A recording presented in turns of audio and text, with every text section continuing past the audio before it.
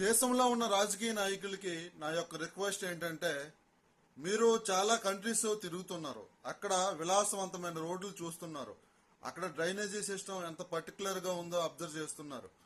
అక్కడ power supply ఏ విధంగా ఇస్తున్నారో అవన్నీ గమనిస్తున్నారు మీరు. అవన్నీ కూడా మన దేశంలో కూడా ఇంప్లిమెంట్ చేయండి. ఎందుకంటే జనాభా ఎక్కువ ఉన్న దేశం మంది. ఈ సదుపాయాలు, మౌలిక సదుపాయాలు ఎంత అద్భుతంగా ఉంటే మన దేశం అంత బాగుంటుంది. మీరు వాగ్దానాలు ఇవ్వడం, ఉచిత పథకాలు ఇవ్వడం కాదు, దేశంలో మౌలిక సదుపాయాలు ముందు కల్పించండి. ఇదిరా నా దేశం అని గర్వపడే విధంగా, ప్రపంచ స్థాయి నగరాలకు మించే విధంగా తయారు చేయండి మన దేశాన్ని. అంతేకాని మీ రాజకీయాలతో ఈ దేశాన్ని సర్వనాశనం చెయ్యొద్దు. ఇదే మా యొక్క రిక్వెస్ట్.